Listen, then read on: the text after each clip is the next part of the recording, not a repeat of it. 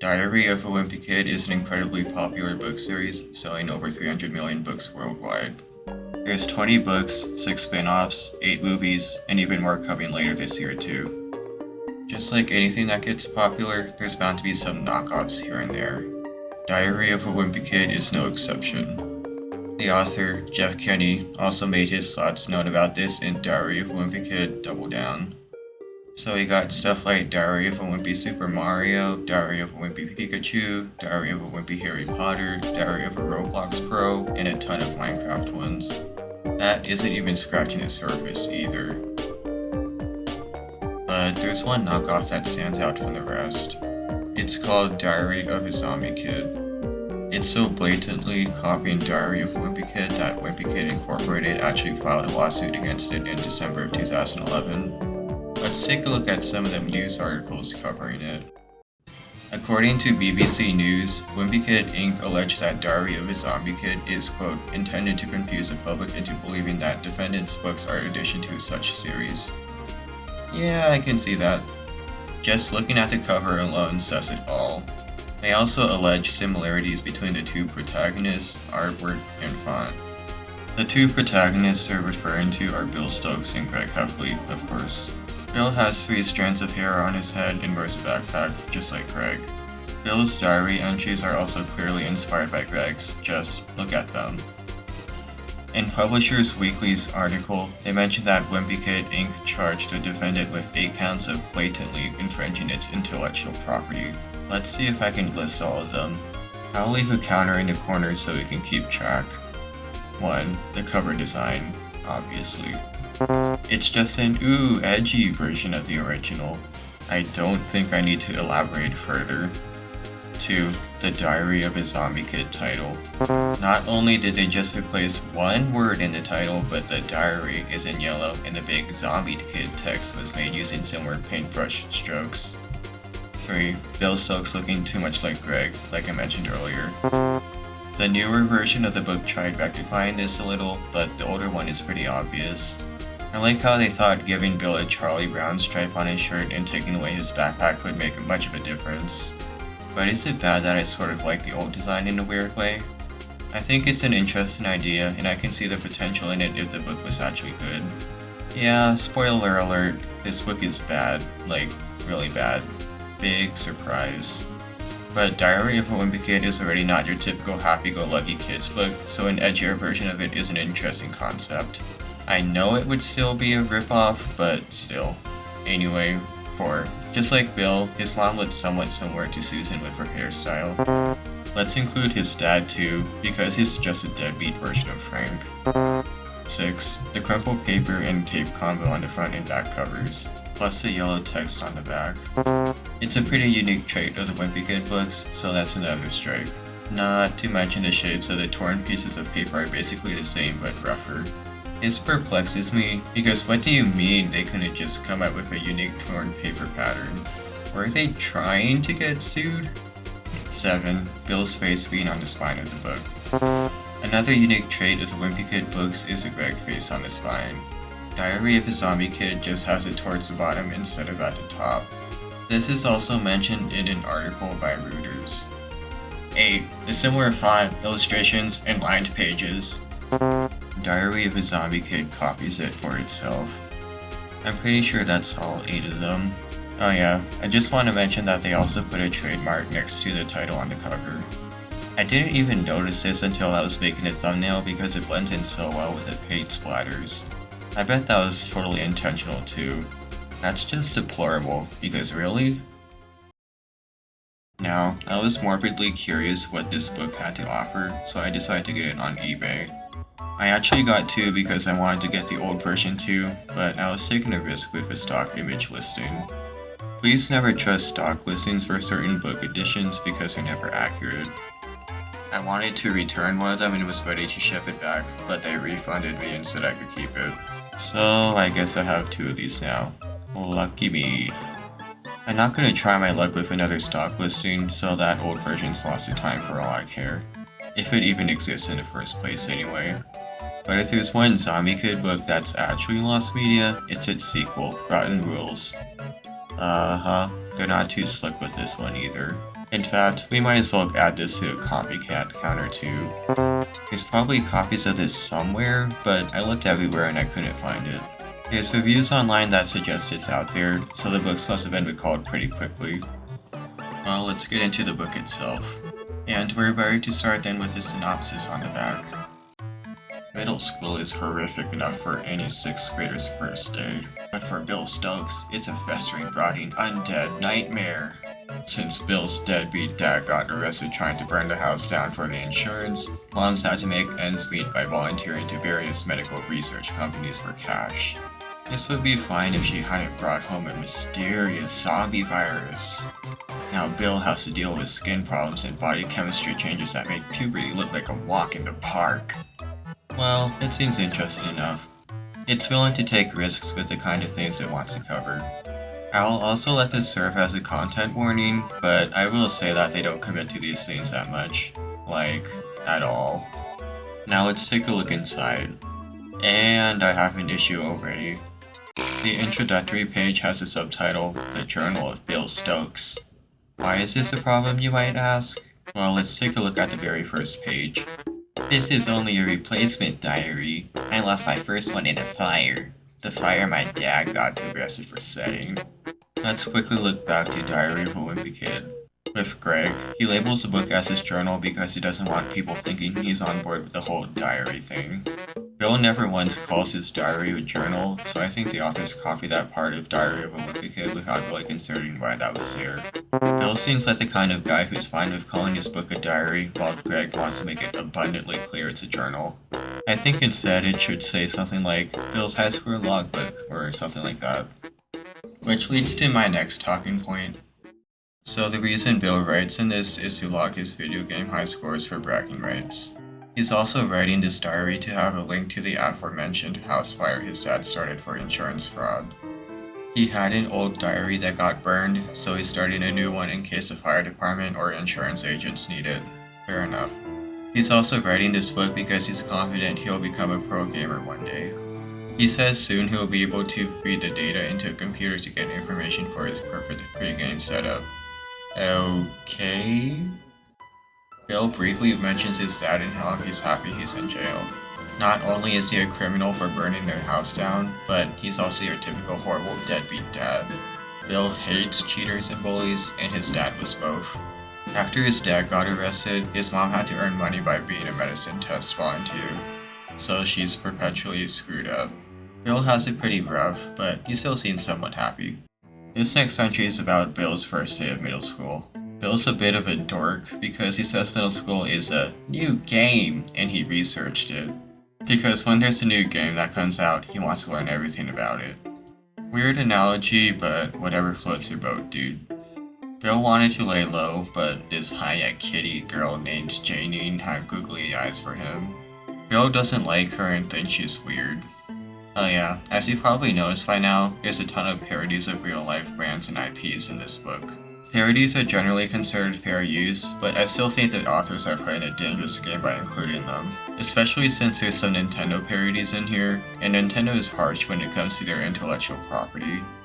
Anyway, we also get introduced to Larry. I guess you could say he's Bill's best friend like Rowley is to Greg. He's a pretty uninteresting character though. I don't have much to say about him. He's not as good as Bill when it comes to video games, and that's about it. We hardly learn anything else about him. At lunch, Janine sat down with Bill and Larry and tried striking up a conversation, which annoyed Bill. He then makes this comparison of chimps to bullies and how you shouldn't attract their attention. Interesting. While Janine was yapping, an 8th grade bully named Steve grabbed their snack cakes to see how they'd react to it. Bill says it's an obvious test to check if we were complainers, squealers, toadies, or wimps. Bill responds to the bully by saying, actually, mister, I just so happened to sneeze on that cake you're holding.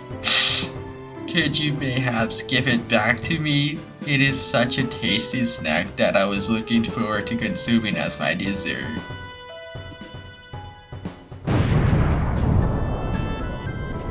That's not exactly what he said, but I bet that's what he sounded like. Steve was gonna stop bothering him after that, but then Janine blew it by yelling how awesome it was. So now Bill has a target on his back. When Bill got home, it was time for dinner that his mom made. It tasted funny, so Bill had a little bit of it before tossing the rest into the dumpster outside. That night, he had a dream that his stomach was being eaten by ants, which woke him up. His stomach felt a little queasy, but it didn't hurt. A little while after that, he heard what sounded like a nasty cat fight outside by the dumpster. When Bill went down to see what was happening outside the window, he saw some crazy looking cats. The animal shelter and police were called, but the cats were wild and put up a big fight. When the police shot the cats, they just got up again, like zombies. Aiming for the heads ended it though. The next morning, Bill felt numb all over. He couldn't feel anything, and when he took a shower, he couldn't even tell what temperature the water was. When he met up with Larry at school, for some reason he thought Larry smelled like chocolate. And when Bill practiced his games, he noticed his reaction time was instant, but he was too slow to do his combos. Something was definitely off after he ate that weird dinner from last night. The day after that, the weird side effects continued. Bill had a strange dream that ended with an ugly gorilla animal cracker punching his face, but its fist crumbled. He then woke up to a stinky cheese smell coming from the kitchen. He went down to see what was for breakfast, and there was a burnt cheese sandwich with some juice waiting for him. It looked like his mom intended to make waffles, but there was a mess of strawberry jam instead. The sandwich was pretty disgusting looking, but he was pretty hungry. He almost spit down, but he stopped himself and made cereal instead. But what was weird was that he didn't feel like puking after smelling and seeing that sandwich. Alright, I'll stop beating around the bush here. It's pretty obvious that the weird dinner his mom made on Monday had that zombie virus his synopsis was talking about. After that, there's some more gross out humor, Bill playing video games, and his mom being totally out of it. It's not very interesting. Food that's supposed to smell and taste gross are like candy to him now, and he lets out horrible farts. Bill realizes he's a zombie, but I find this a little weird. He says, "The virus Mom brought home on Monday changed me somehow." Now, at this point of the book I was thinking to myself, as far as Bill knows, his mom made some funny tasting dinner that gave him weird side effects. He's probably unaware of what's going on with himself. Because I refuse to believe that this dorky 6th grader would be able to connect the dots with some zombie virus taking over his body. Wouldn't it affect his brain in some way? Let's just get back to the story. To be honest, Bill just regurgitates the same things. I really don't think there's anything of substance for a good portion of the book. But I guess it's worth mentioning the knockoff Call of Duty tournament at the knockoff GameStop. When he got to that tournament, he scammed a bunch of high schoolers by money matching them in a knockoff Super Street Fighter 4 Arcade Edition and cheating with his zombie reaction times. It turns out one of the kids he scammed was Steve's older brother. We then get introduced to this Super Smash Bros. Knockoff, and this one actually kind of hits close to home for me. I played the game starting with Smash 4 all the way back in 2015. I remember being pretty determined to always improve, but I was never a big name in the scene. I started losing interest last year because there hasn't been any updates to the game, and it can be kind of frustrating at times. I'll still play with friends if they ask, but I'm basically retired. Maybe when the next game comes out, I'll be interested again.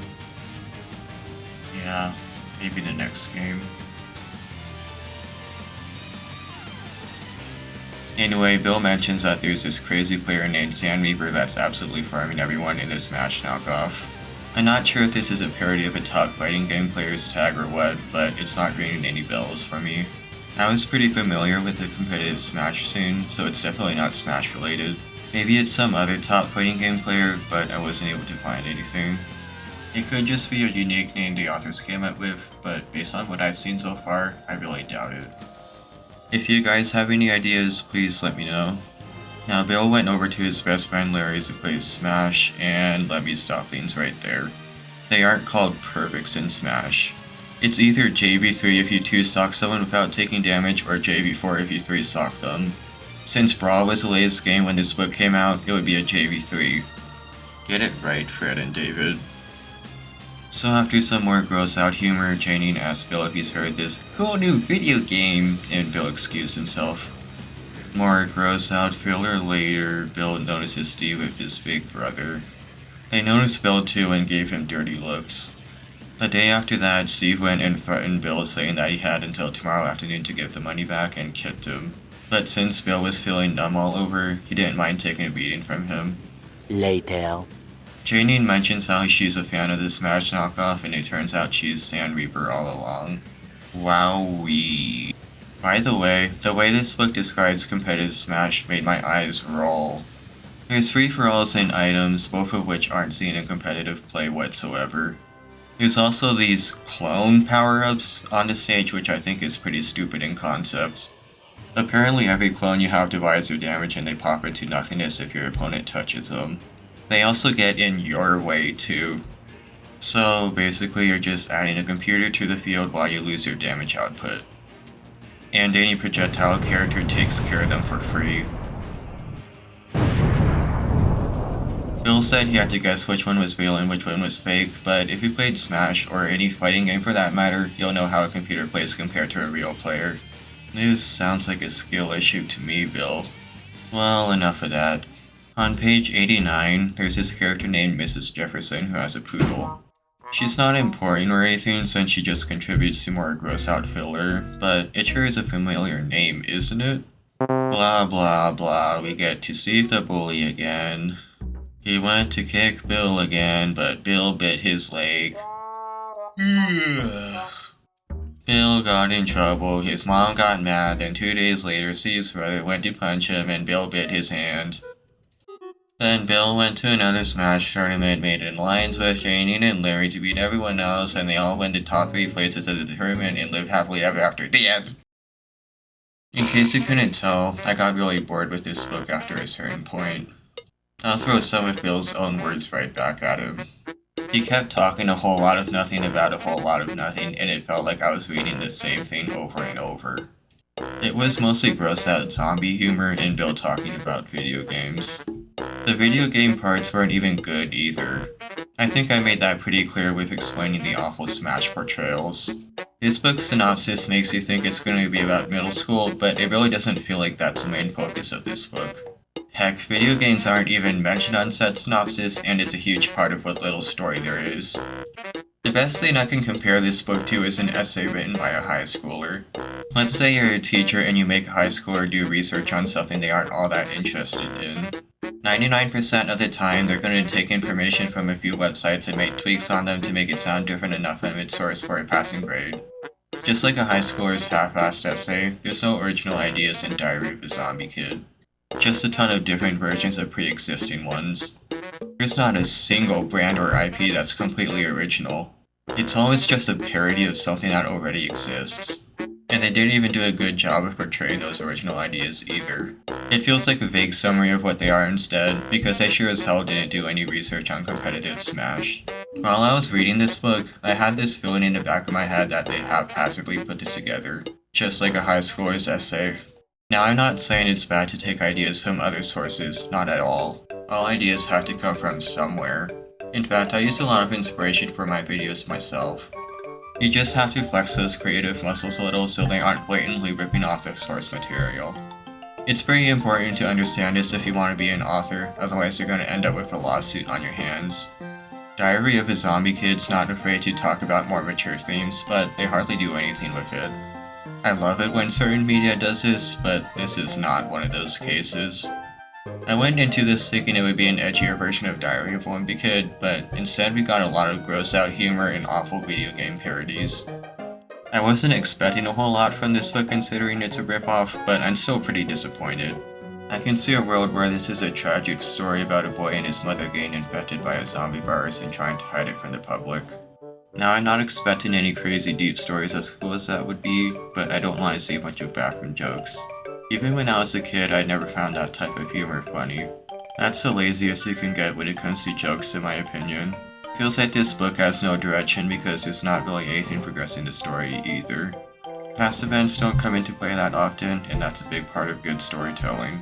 There's a virus dinner, but that's just an excuse to turn Bill into a zombie kid.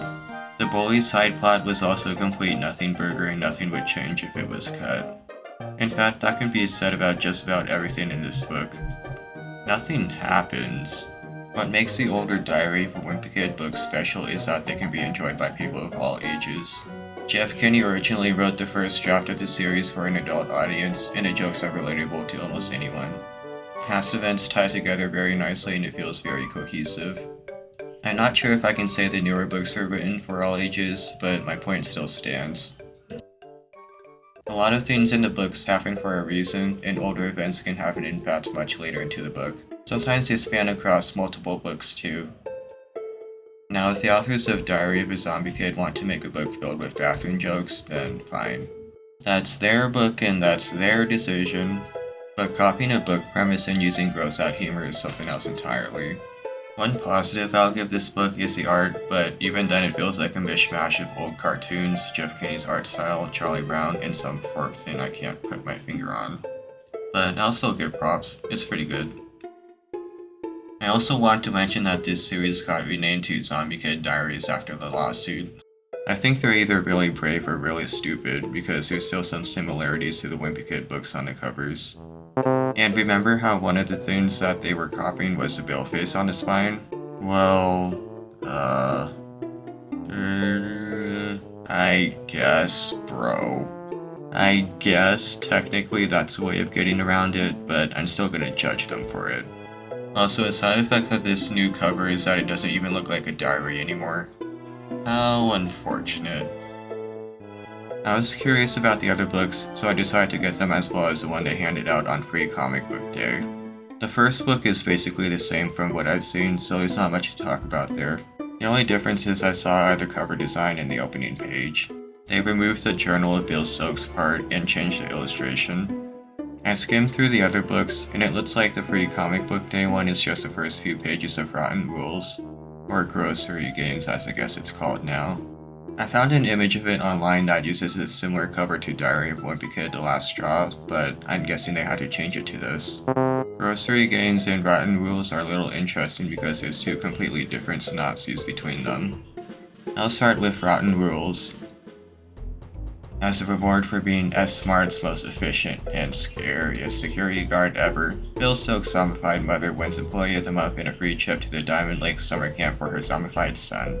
But when the older kids decide to scare the Beatles out of the junior campers by bringing to life the tale of Rotten Rod and his rotten rules, the worm turns, and their fun becomes a series of zombie night frights. Gee, I wonder where they got the idea of Rotten Rod from. Now let's look at Grocery Games. Not willing to let being a zombie spoil his dreams of pro gamer stardom, Bill Stokes is all fired up to win against a visiting champ. But he's got a trio of troubles threatening to ruin his chances. The class has a Thanksgiving trip at Camp Woodchunk that same weekend. He's got to take care of Frou Frou, the yappy, but yummy smelling, poodle from next door. And his personal bully, Steve, has a whole new way to humiliate him. A one-man, live-recorded game show called Groceries. When Steve gets to run his little game during the whole class trip, Bill gets to be his unwilling star, and it's just about all his zombified nerves can stand. Yeah, it's not the same at all. I skimmed through Grocery Games to get to the part of Camp Woodchunk, but I couldn't find anything about Rotten Rod. Maybe it's in there, but I can't be bothered to read through another one of these books just yet. If Rotten Rod's not there, then that has me wondering if Rotten Rules has a different story from Grocery Games. I can't confirm that, obviously, but now it has me curious. If any of you have Rotten Rules, please let me know if Rotten Rod's mentioned. Let's take a look at Walking Dead. There's not much to say about the synopsis, so I'll skip that. There's two different covers for this book, and I think I know why. Brian Denham is credited as a co-author for both Grocery Games and this Walking Dead cover instead of David Hutchison, and he puts a lot more detail into his drawings. To be honest, I actually quite like them. The guy is talented. Too bad it got wasted on Zombie Kid Diaries. David Hutchison gets credited on the cover I got, and the difference is pretty clear. Bill's dad looks like one of those goofy old cartoon villains instead of looking like a normal dad. So I guess it's Fred Perry writing the books and the other guys just help with the artwork. When I was skimming through this book, I noticed three things that caught my eye. First, we get to learn the name of Bill's dad. It turns out he's named Frank. Really? The second thing is on page 55. Pretty obvious Charlie Brown gag that they shoved in here. Cool. Lastly, I went to the end of the book and saw Bill mentioning his dad potentially sending him to military school. Yeah, I think that's all we needed to see for now. Seriously, it's okay to take inspiration, but you have to be more original. You have a decent idea of a deadbeat dad going to jail and coming back, but you still want to piggyback off the plot of The Last Straw. Like, instead of stealing a military school idea, you could instead have it be, I don't know, Bill and his dad joining some shady back alley gang? Bill's dad is a criminal deadbeat, so maybe he has those kinds of connections. I really do think this series could be something special if they didn't copy a million different things and committed to their more unique ideas. But unfortunately that's not the case, and Diary of a Zombie Kid only lasted 3 entries. I originally thought maybe it would be interesting enough to make parts 2 and 3 on grocery games and Walking Dead, but now I'm not too enthusiastic about it. I'll consider coming back to this series in the future if I feel like it though. Maybe I could also cover some other Wimpy Kid knockoffs if that's what you guys are interested in. Thanks for making it to the end of this video. I hope you enjoyed watching it as much as I enjoyed making it. I cover all things Diary of Wimpy Kid related, so subscribe to the channel and hype the video if that's what you want to see more of. I'm also thankful for all the support my Valley video got. It means a lot to me and it gives me motivation to continue. That's all for now, and I hope you have a great rest of your day.